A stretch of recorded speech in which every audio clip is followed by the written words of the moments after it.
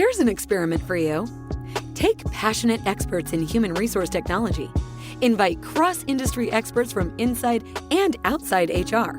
Mix in what's happening in people analytics today. Give them the technology to connect. Hit record. Pour their discussions into a beaker. Mix thoroughly.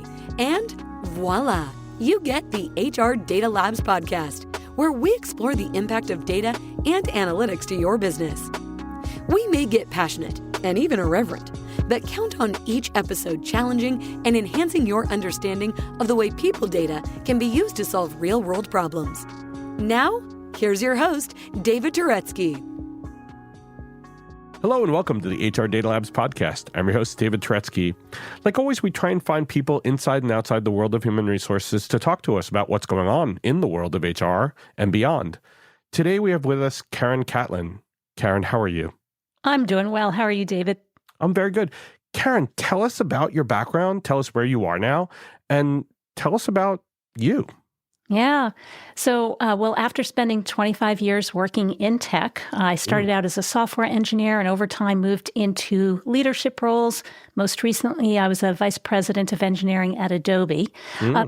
But that took 25 years to get there. And I, about 10 years ago, shifted my professional focus to how people can be more inclusive at work. As a woman working in tech, I was definitely part of the marginalized group, underrepresented. And I saw firsthand some of the challenges we can face as someone who's not part of the dominant group. I've also, being a woman in tech gives me a certain perspective on things about inclusion, but I also study the experience of anyone who might be underrepresented, whether that's based on their race or ethnicity, their sexual orientation and identity, their age, their abilities, their education status, and so forth. And I focus now on how people can be better allies for all members of underrepresented groups. And I'm an author and a public speaker doing that work. That's awesome. And we're going to have notes in the show notes. We're going to have links to Karen's books so that you can buy them as well. So, Karen, we do this with all of our guests. One fun thing that no one knows about you. No one knows about me. Okay. One of my best days, like best day ever kind of thing, is when I can spend time at home with my label maker, getting things organized. I love getting things organized. So I can invite you over and you can help me with that because I am a mess. I mean, I'm not at the hoarding stage yet, but I definitely need help. All right. Well, just let me know and I'll bring my label maker and we'll have a good time. Well, what's hysterical is I probably have 4 or 5 of them around for different labels, different types of things. Like Dymo, I have like 3 different Dymo label makers. I have one that I use for just mailing labels. And yeah, this is me. They called my father 50 Pant because if you went into his closet, you'd see 50 of the exact same pair of pants. I'm 50 label maker. So there you go. So Karen, based on your background, I think this is a perfect topic for you. We're going to be talking about what you call the Better Allies approach, and we're going to get into that in great detail. But like you said in your intro, it's about creating more inclusive workplaces with everyday acts of allyship so that everyone can do their best work and thrive.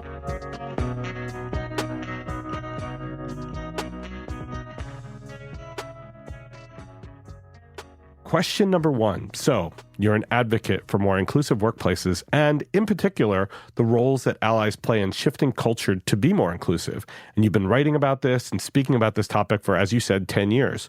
What do you think gets in the way of people actually becoming better at being an ally? Before we move on, I need to let you know about my friend Mark Pfeffer and his show, People Tech. If you're looking for the latest on product development, marketing, funding, big deals happening in talent acquisition, HR, HCM, that's the show you need to listen to. Go to the Work Defined Network, search up People Tech, Mark Pfeffer. You can find him anywhere. Yeah. So in the work I do, so many people will say to me, hey, I am a good person. I'm a decent human being, but I don't understand what's going on. Like, I don't see it. I don't see the challenges that people from underrepresented groups are facing. So how am I supposed to do something? So that's the first challenge.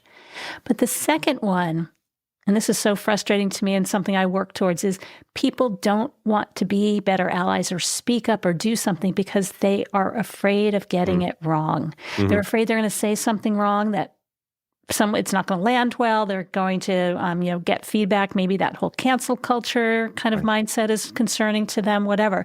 People step back from doing this work because they fear making a mistake. But David, here's the thing. If we don't speak up when we see non-inclusive behavior, when we don't take actions to be more inclusive in just our everyday lives at work, what we are saying basically is sending the message that we are perfectly okay with how things are right now, perfectly okay with the status quo. We basically are complicit with non-inclusion. We are supportive of it. And I think that's I think obviously that's what scares those people, right? That doing something or not doing something has a cost. And to them, they kind of balance it on the not doing something because they think the cost of that is better. And I agree with you. I think it also comes with its obvious downside. Yes. Yeah. So here's one thing I'm doing to help people get over that, that hurdle, step out of their comfort zone a little bit more than maybe they would be otherwise, is I really believe being a better ally is a journey. It's kind of a journey with no end because we constantly are learning and practicing this and doing more. But a key part of this is getting comfortable with making mistakes, learning how to apologize and own it when we do make a mistake, and not with these ifs or buts like, well, I'm sorry if I offended anyone. No, you offended someone if you're getting that feedback, or it wasn't my intention to do that, but that's how the impact was. So you got to own it. So I think we got to get comfortable with making mistakes, with apologizing with sincerity, with pledging to do better. And one thing, and I'll admit, I make mistakes in this work, even though I have been writing and speaking about it for 10 years. I still make mistakes myself. And when I make a mistake, I love this mindset and literally have to remind myself of it, of be curious, not furious. Mm-hmm. Don't get mad and defensive and furious because someone's just pointed out a mistake you've made. Instead, get curious, ask some questions, do some online searching to better understand this topic, whatever it might be. Be curious, not furious. It's a great mindset. It allows me to learn and reflect and pledge to do better. But I think it's that fear that you were talking about that people have of getting called out or canceled or whatever it is, that they're so afraid of getting it wrong, but they're so afraid of having to apologize because, listen, as a culture, we suck at apologizing. I remember there was an episode of Looney Tunes where Bugs Bunny says to Daffy Duck, you have to apologize for what you did. And Daffy can't say the words. And it is literally a commentary on the problem that we have as a culture. We just can't. What's wrong with us that we can't say I'm sorry and actually mean it? Like you said, we apologize the wrong way. We say, I'm sorry if you took it that way, or I'm sorry if I made you feel that way. No, you did make them feel that way. So just say, I'm sorry I made a mistake. Why do we have such a problem with that?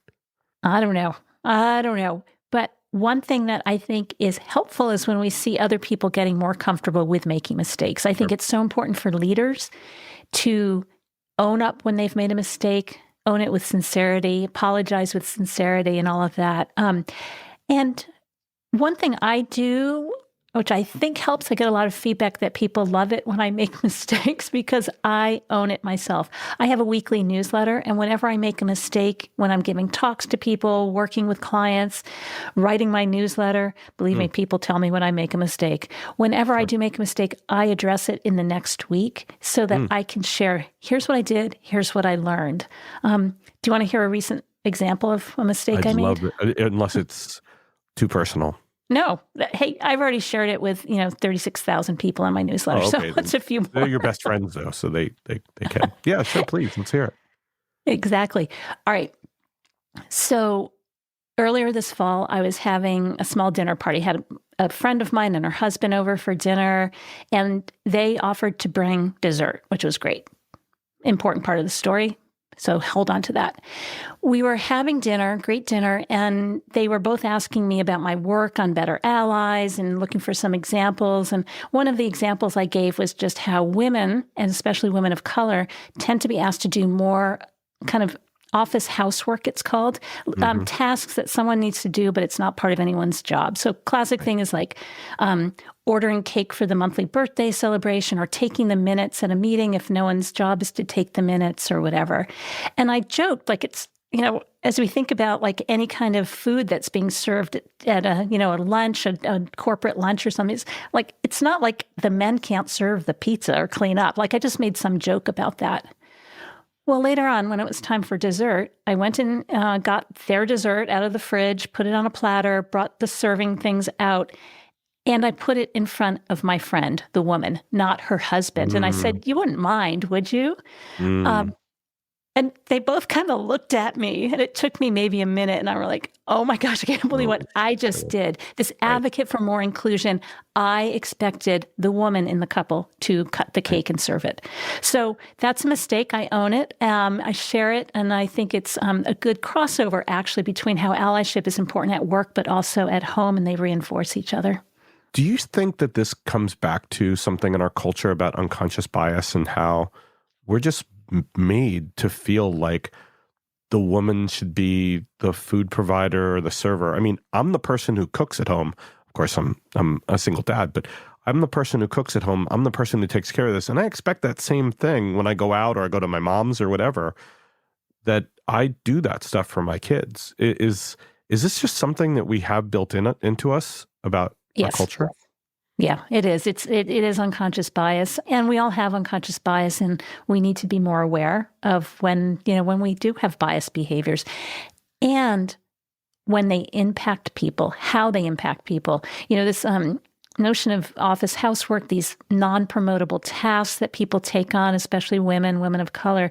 Of course, the impact of that is women get stuck in servitude roles, like serving other people. Even though they might be with their peers in that meeting, all of a sudden they are in service to everyone else, and they're seen less than. And often they can get stuck with busy work. So instead of maybe participating in that meeting as a first-rate attendee, they're a step behind the conversation because they're taking the minutes, for example. Right. So we do need to recognize our unconscious bias and then take action to disrupt it. I wish that was something that we could teach in school. Unfortunately, it's not something that, especially with how things are from a political environment, it seems like we would be classified as being too woke by saying things like this, which is disturbing in many different ways.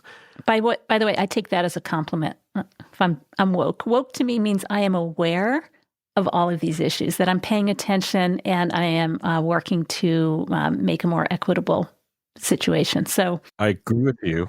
And I love to use mensch in the same tenor as I use the word woke. If you're being woke, then you're doing things that are good, that are meaningful, that make people feel happy. So yeah, I'm with you on that. Like what you hear so far? Make sure you never miss a show by clicking subscribe. This podcast is made possible by Salary.com. Now, back to the show.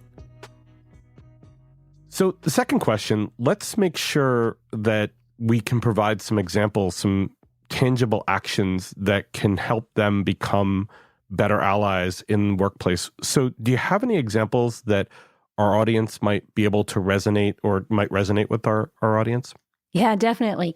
So in my books, I have this framework, the 7 roles allies can play. The 7 roles are things like you can be a sponsor, you can be a champion, you can be an advocate, an amplifier, a scholar who studies it, a confidant where people tell you about things, and an upstander. 7 different ways that you can show up as an ally. And this framework is really powerful. I get so much feedback that this is super helpful because it explains that there's no one definition of what it means to be an ally. And some of these might be more in your comfort zone, so you can double down on those. That's fine. Some of them might be stepping outside your comfort zone a little bit because of whatever, the way you're wired, your personality, your skills. And why not try some of these things as well? So anyway, there is this framework. Within the framework, and I'll share just 3 examples of the actual things you can do.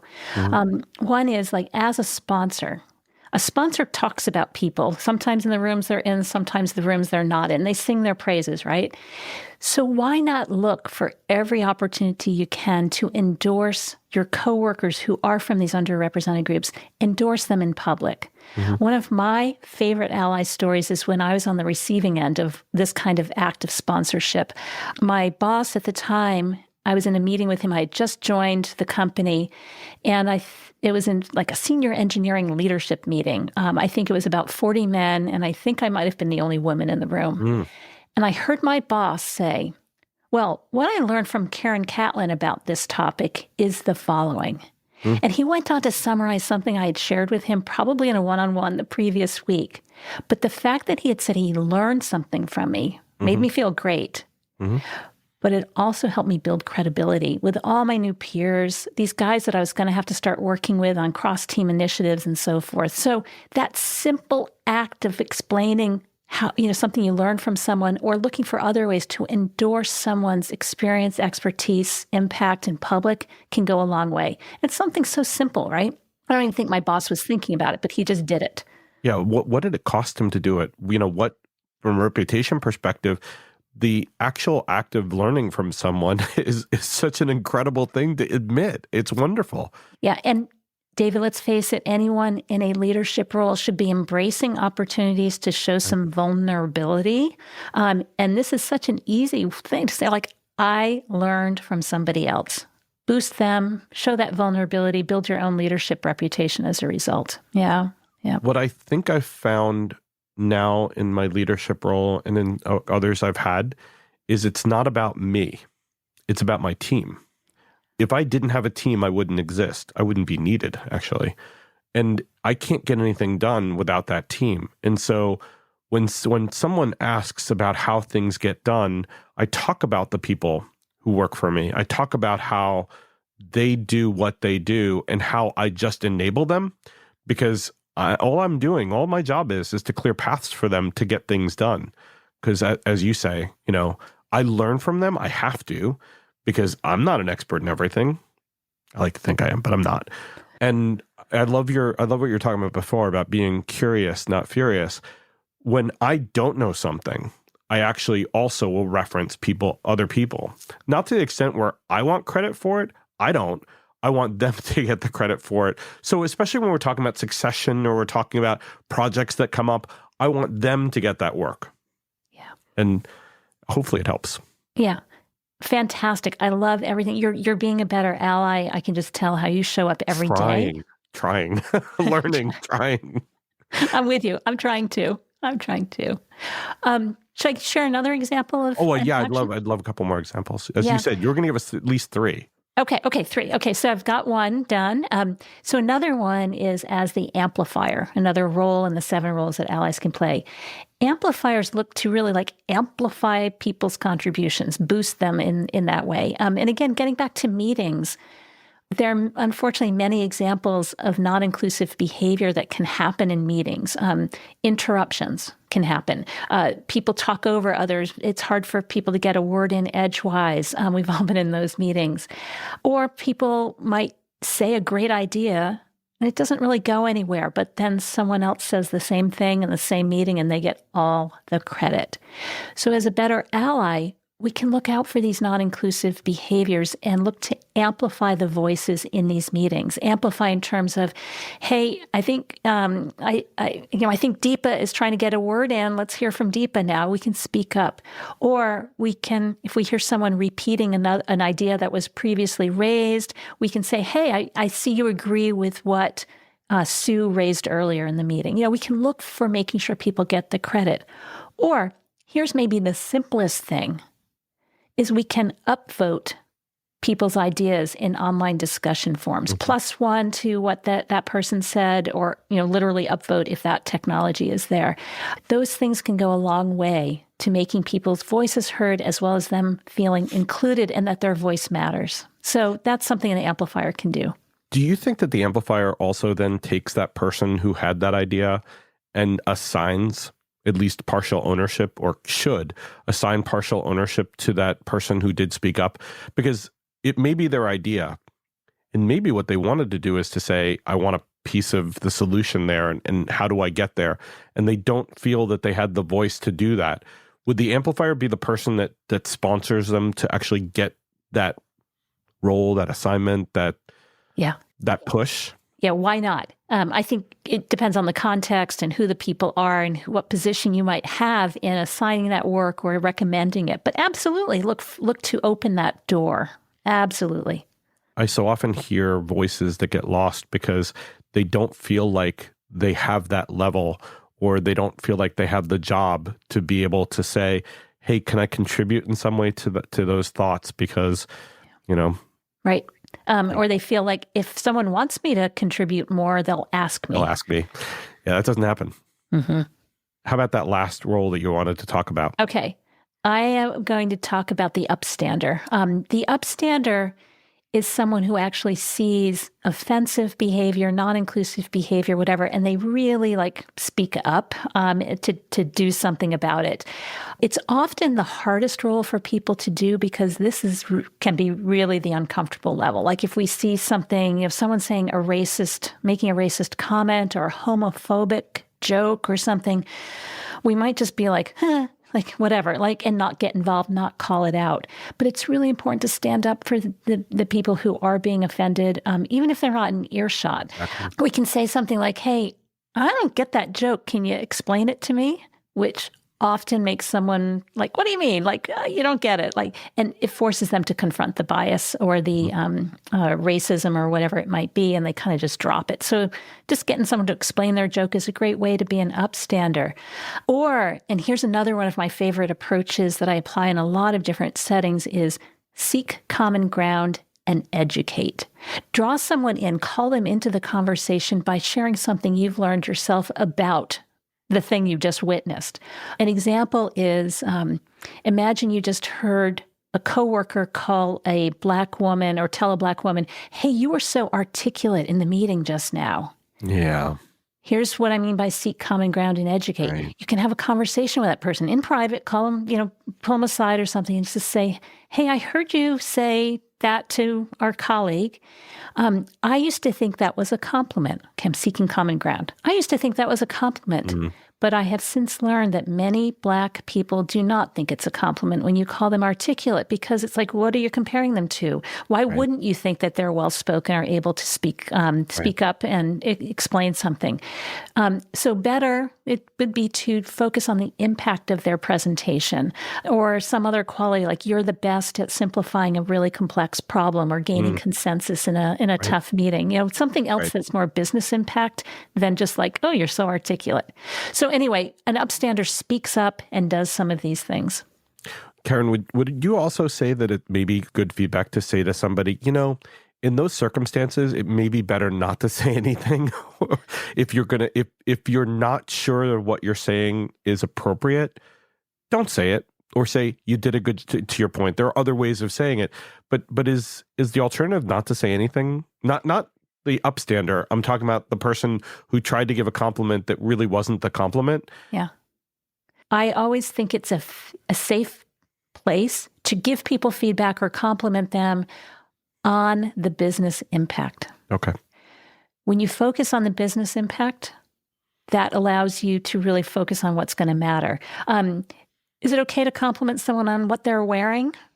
Well, that's probably stay away from that. But if in a certain context, if that is going to help with some business objective, because, hey, thank you for wearing the brand, the branded logo material, that's going to be good because there's some business impact of you're reinforcing our brand by doing that. But telling someone, hey, you look fantastic today or something, just stay clear of that. So I don't want to say, don't say anything, but compliment or give people feedback based on their business impact. Excellent example. Thank you. Hey, are you listening to this and thinking to yourself, man, I wish I could talk to David about this? Well, you're in luck. We have a special offer for listeners of the HR Data Labs podcast. A free half-hour call with me about any of the topics we cover on the podcast or whatever is on your mind. Go to salary.com/HRDL consulting to schedule your free 30-minute call today. So the third question, and this is going to be a little long, so bear with me. I can see how those actions could make a difference to someone who's marginalized or underrepresented at work. Yet, what about the larger systemic issues? Is there a role for an ally there? Yeah. Okay, another thing I explore in my book is what I call knights versus allies. Knights being, riding in on my white stallion to save the damsel in distress. I'm doing something for one person. And many actions of allies can be borderline there. I'm going to save someone from their eventual distress. I'm going to ride in on my horse and take care of everything. And I don't want to dissuade people from taking action to help one person. However, leave the horse behind, leave the savior mentality behind. You're doing it because it's the right thing to do. But you can take action for one person. But then ask yourself if there is something you can do to have a larger impact, to have that more systemic impact that really would be ideal for your organization. What do I mean by that? Imagine you're on a hiring committee and you're in a debrief meeting talking about a candidate with a visible disability. And someone says, I just can't put my finger on it, but I just don't think they'd fit in here. Now, of course, probably there might be some bias at play here. And if you think this candidate is the right person and could do the job, you as a knight kind of mentality a little bit may be like, hey, I really think this person is great. If we hire them, I will personally mentor them so that they're successful. Okay? That's a great thing to do. I don't want to dissuade that. But at the same time, a more systemic approach may be, hey, let's step back and just define what we're looking for in this role. Let's make sure we have a rubric or some standardized objectives that we are trying to fill that we can talk about, because this just can't put your finger on why they wouldn't be able to do the job or they wouldn't fit in doesn't sound fair. So let's talk about what we're really looking for and then talk about this candidate. And then make sure that's a good best practice for all hiring that your organization does, right? So look for those systemic changes you can also make. I think it's always a good idea to have a rubric which sets up standards for how you're judging candidate to candidate anyway, so that you don't have those moments of unconscious bias, which might say, yeah, I think she could do the job, but, I worry about her balancing her work and her personal life because she's got kids. No, that's not okay. It's not okay to even say. So, right? I mean, it happens. Oh, yeah, it really does. And it's such a shame. And you could also even use that same attitude toward working overtime. Yeah, we should probably ask Bob to do it because Barbara's got kids. Yeah. Well, Bob's got kids too. And maybe Bob's the guy who has to stay home because his wife works at night. Maybe, you don't know. So stop thinking like that right out of the box. Right. But so to your point though, what you're suggesting is that a knight is someone who makes the recommendation based on the one, and you're saying in order to be able to satisfy the need across the organization, it's better to do something that would be more impactful beyond the one, right? Right. Yeah, I'll give one more example, quick one, which I've just recently explored in my newsletter, but bereavement leave. Many organizations have, 5 days you can take off or something for immediate family members who pass away. And that is definitely rooted in, I'll call it a traditional white Christian kind of culture where that's going to be plenty of time to take care of what needs to happen. There are many people, different cultures who that is not what, the grieving process is longer. Maybe that has to take place in another country because that's where their family is. Maybe their definition of immediate family is much more exhaustive than just parents and children and siblings, right? Aunts, uncles, and so forth. So I'm hearing about, and I think it was Johnson & Johnson just recently changed their bereavement policy leave to be 30 days to accommodate all the different cultural needs out of bereavement and grieving. Maybe even 30 days isn't enough for many people. But my point is, when we think about being an ally versus a knight, if they're in a management position, may know about one person on their team who has to travel to, let's say, India for their uncle's funeral and will be gone a month. And they might say, it's fine, we just won't tell anyone. Okay, that's great.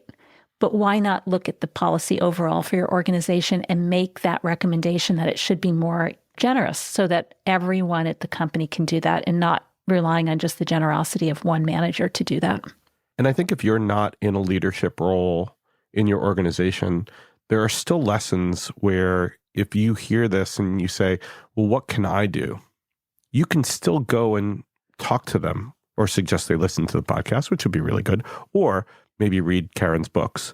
But also, as you grow in your career, emulate the things that you hear and emulate, what you'd want to have as an ally, right? To be able to get the impact that you're creating in your company and in your culture to be what you're hoping it is, right? Yeah. Amen. Mm-hmm. Well, I worry because a lot of people say, I'm not at that level that I can really impact it. I don't think that's true.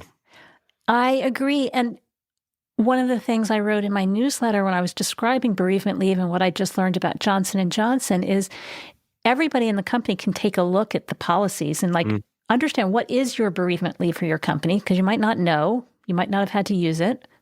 And if it's not 30 days, send somebody in HR that you know, right. This information, send them this article about what Johnson & Johnson just did, and advocate for taking a second look at that policy. Anyone can do that. And just don't give up, right? Mm-hmm. I mean, you could send that article, you can follow it up with an email, but don't give up. And not that I'm saying you should take it all the way to the C-suite, or if you can, you should, that'd be great. But to your point, at least advocate for yourself and for others that are in that situation. Exactly.